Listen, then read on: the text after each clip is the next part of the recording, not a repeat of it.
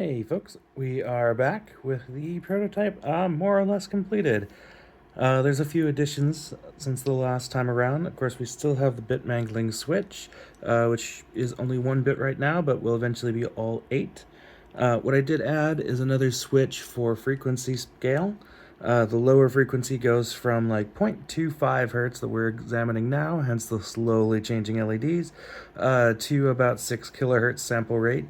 And the high range goes from about 12 hertz, give or take, up to the better part of 500,000 hertz. The output has a scale function.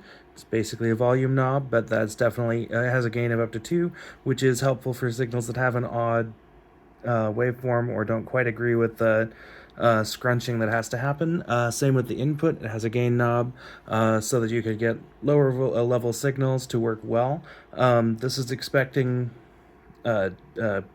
positive and negative signals rather than just positive only, which is mostly due to some scaling and offsetting that I'm doing in these op amps and the output op amps here, which allow the minus 10 to plus 10 to go down to just 0 to 5 volts.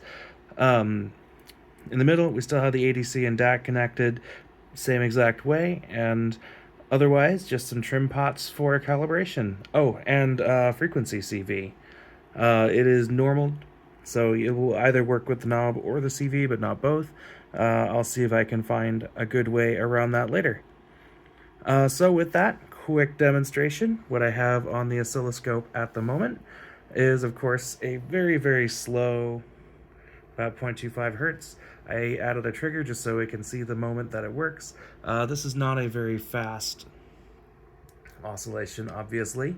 You can see it's a slightly lopsided sine wave coming from this oscillator, which gives us a chance to see just how accurately we can get that waveform to reproduce. So if I start this running again, our horizontal time scale right now is 50 milliseconds per unit to give a sense of scale. I'll turn up the frequency to a few hertz here, and we'll start to see a very bumpy wave. Clock signal on the top. Original waveform is the purple one in the middle, and of course the output waveform is the one on the bottom. I scaled it so they're all approximately equal, meaning that I used the scaling knobs on the module itself. All of the oscilloscope scales are the same. However, if I bump up the frame rate quite a lot, we can get this is on the low end right now. We'll go up to, like I said, just about 6.5 kilohertz sample rate. And we get a fairly smooth reproduction of the wave. Obviously, it's still grainy at the edges. 8-bit resolution will do that. What's really fun is what happens if you now bump it up to 0.5 megahertz.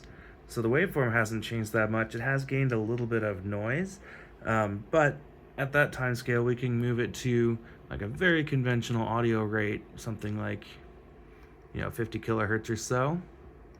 I dial that in. Yeah, it's like 90 kilohertz, but close enough. And we can see that it is able to handle pretty much any rate that you would want it to go, from very smooth to very not.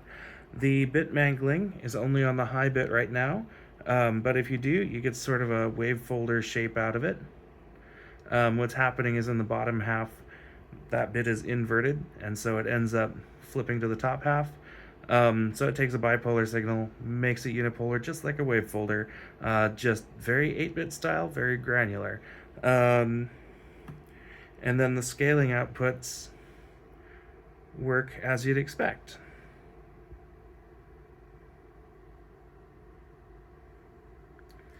And there she goes.